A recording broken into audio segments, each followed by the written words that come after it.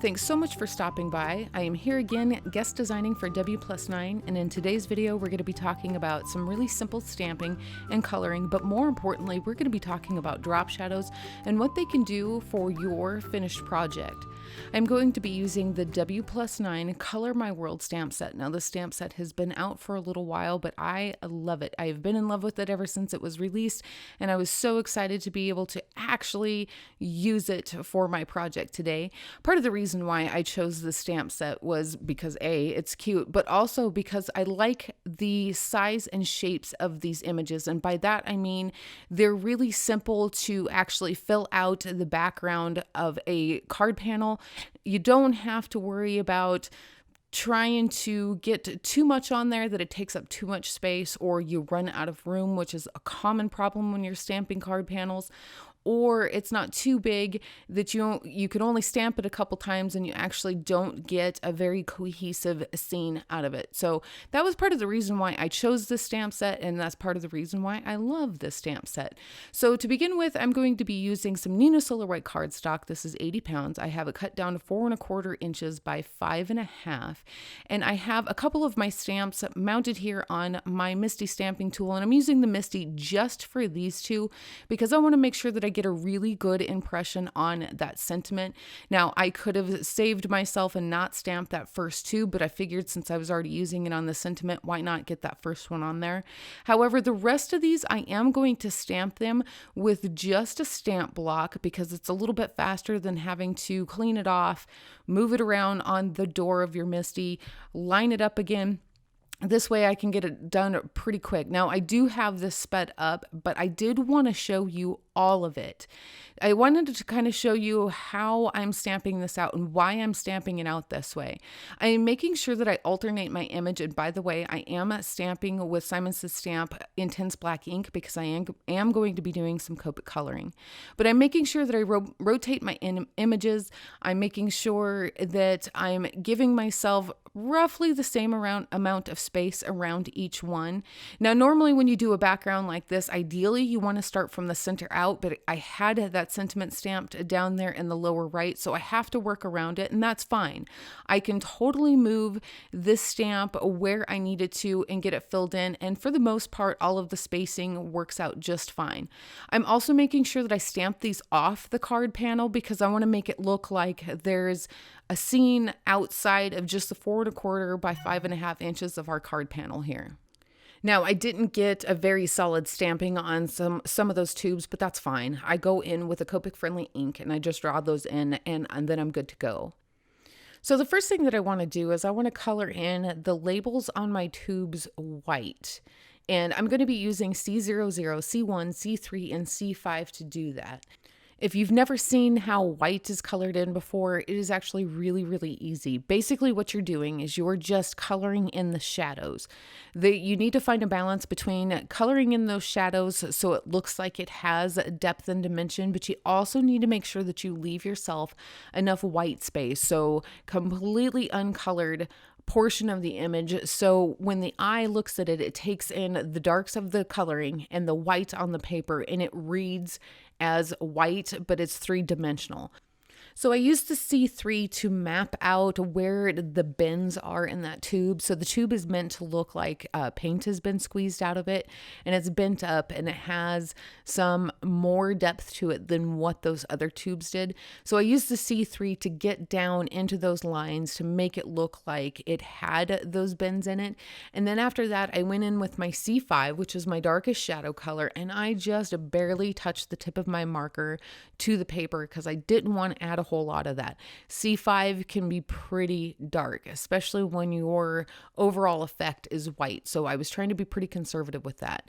Then I took the C1 and I blended out that C3 and that C5.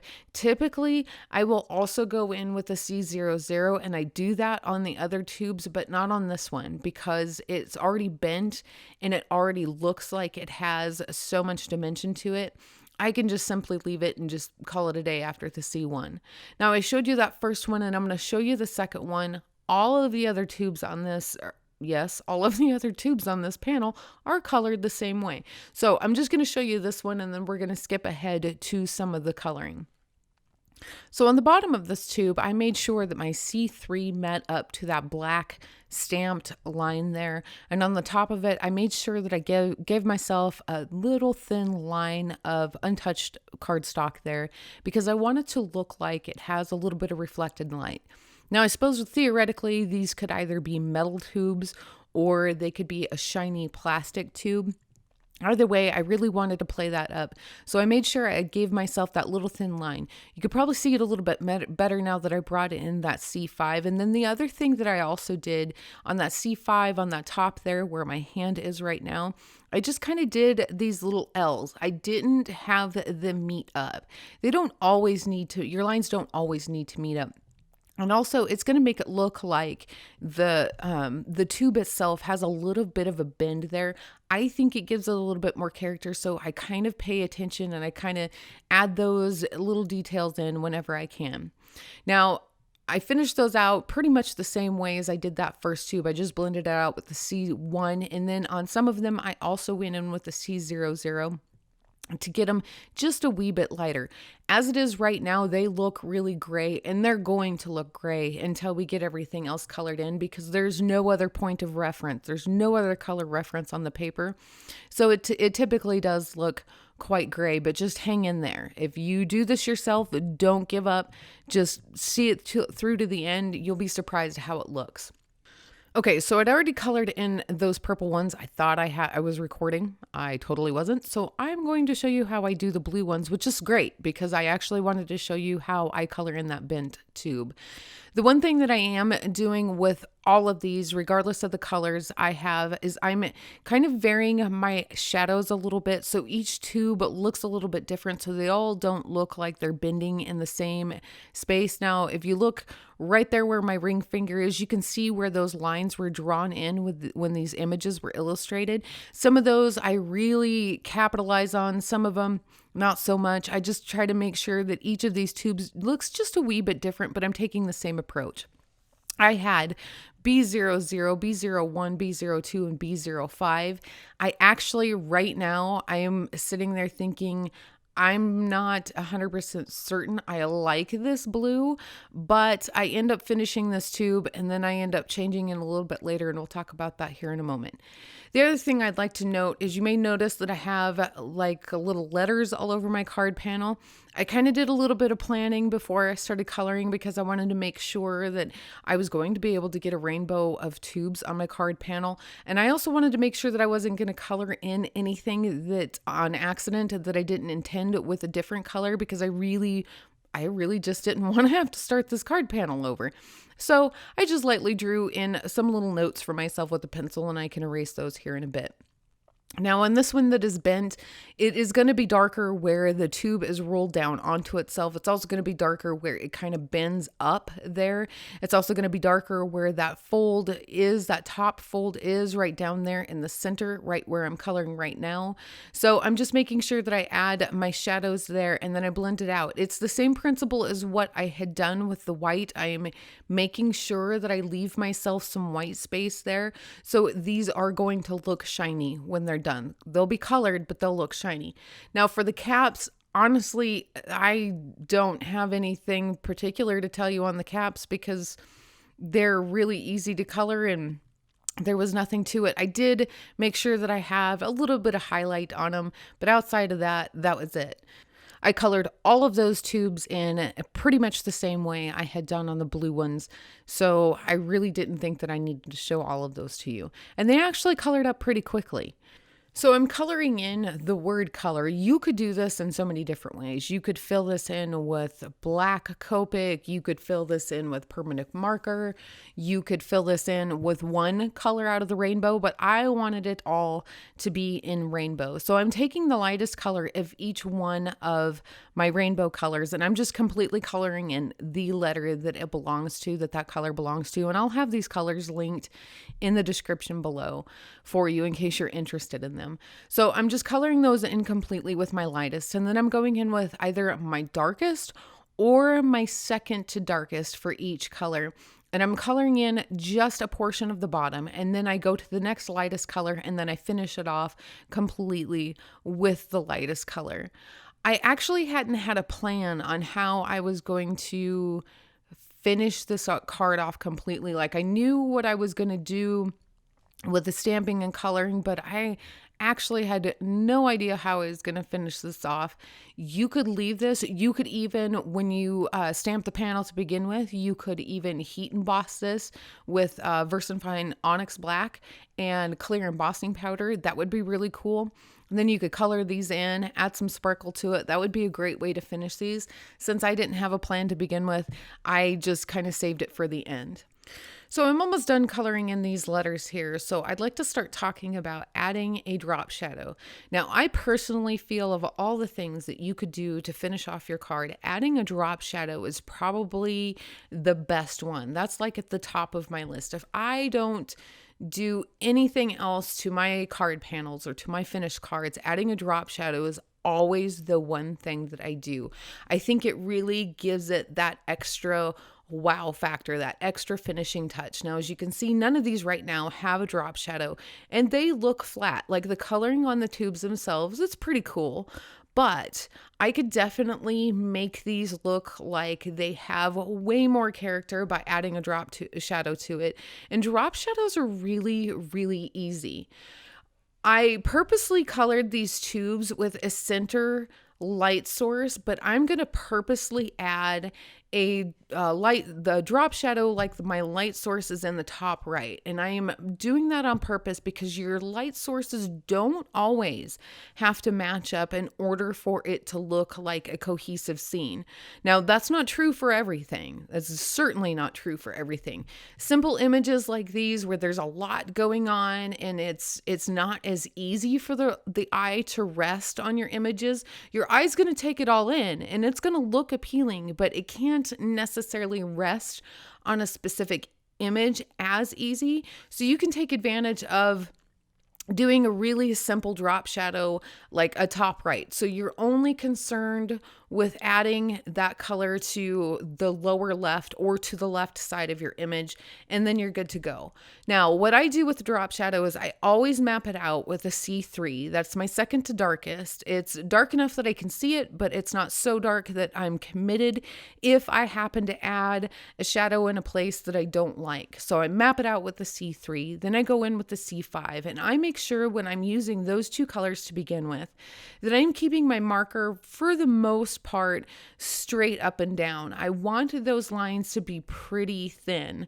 Now, these images are fairly close together, so I actually don't have a whole lot of room to add big fat drop shadows, and they don't need it anyways. In my mind's eye, I don't presume that these would be casting big shadows anyway. So I just keep those markers straight up and down. Now, once I start working back to my lightest color, I definitely start holding my markers more to the side. So I started with the C3, I went to the C5, went back to the C3, and now I have my C1. And as you can see, I'm really spreading those lines out a little bit further. I'm going back and forth a little bit more on what I had done with the C3 and C5 already. I really want to start pretty much, I guess you could say, breaking down or knocking back those darker colors just a little bit. I don't want to lose the darkness to them, because I definitely still need this to read like it has some shadow, but it doesn't need to be super dark either. So I keep that in mind as I'm working my way out to my lightest color. Now, after I have everything blended in with my C1, I'm going to go to the C00. There's a couple things here. Number one, I almost always use the C00. I like it better yet than the C0. If you have a C0, by all means, use that. I prefer C00 because I have this thing where I don't like a harsh line on my drop shadow. Now, if that doesn't bother you, then totally don't worry about it. And in some cases, that can actually be beneficial. There's in nature, in real life, there's going to be some harsh lines with a drop shadow. It's just not something I prefer on one of my card panels. So I come in with the C00. That helps bring it out to a smoother, nicer white. And then occasionally I will bring in my colorless blender and I will kind of go over that C00 a little bit more to help achieve that more smoother, whiter effect on my drop shadow. Now, I also wanted to add a little bit of a drop shadow on my words here. I did not use the C5 on that. I felt like it would have been a little too dark, although at the time I felt like it'd be a little too dark. Although I look at it now and I probably could have, but I also didn't want to risk ruining it, so I didn't use the C5. Now, there was my colorless blender, and that kind of gives you an idea what I mean about blending that out just a little bit more to a smoother white. So here in a minute, I'll give you a good look, and then you can see what adding a drop shadow does for your finished card. In the meantime, I'm going to add some fun foam to this. I did trim this down to 4 inches by 5¼ inches because I wanted to add this onto a black card base. And I wanted to add it onto a black card base because the more dark you have around what you would have colored in white, the whiter it's going to look. So that black card panel really helps finish that off. Plus, black and rainbow is rocking. So hopefully you can see what adding that drop shadow did to my overall card here. It definitely added more character to it. And really, at the end of the day, I think it makes it look more finished. So these tubes of paint aren't just floating out there. The whole idea is to build up the scene and make it look like a scene. So adding a drop shadow definitely helps achieve that effect that much more. Now I am taking a Nuvo Aqua Shimmer pen and I am going to add loads of glitter to these tubes, but I'm only going to add it to the highlights on each of the tubes. And that's on the color as well as the white portion. You could definitely color these or cover these completely up with glitter. I just like adding it to just the highlight of it because it kind of helps it make it stand out that much more. I also added some of that Nuvo Aqua Shimmer to the words here. Now I'm taking a Sakura clear jelly roll pen and I'm actually going to fill in these letters, and I am tapping it on there because if you tap a jelly roll pen onto a surface, it actually will start to pool up and then everything will start to fill in, and it's nice and smooth when it's done. So that's what I'm going to do to all of these. You could also take some Ranger Glossy Accents and go over this, or any kind of lacquer pen, anything like that. You could go over the top of these letters with that and it would look really cool. You could also probably, if you were ambitious, you could do that over the top of those paint tubes as well. So I'm going to put this on my card panel, and I didn't wait for that jelly roll pen to dry, so I had to be really, really careful. And I'm going to line this up. This is W+9 black cardstock. I have this cut down so it is a top folding note card, and that's it. I didn't add any more embellishments to this. You could, if you felt like, the drop shadow wasn't enough, you could definitely add more embellishments to this. But I really just like this overall effect. Plus, I think that it's super easy, and I think that it stands out quite a bit more when there isn't any extra embellishments to go along with it. That's it, folks. We are done. We are good to go. As always, I enjoyed guest designing for W+9. I have more details and links down in the description below, as well as over at W+9. I hope you enjoyed my cards today. If you did, hit that like button and share it with your friends. Also, be sure to subscribe if you haven't already, and tap that bell next to the subscribe button so you can receive all future notifications. Thanks again so much for stopping by. Until next time.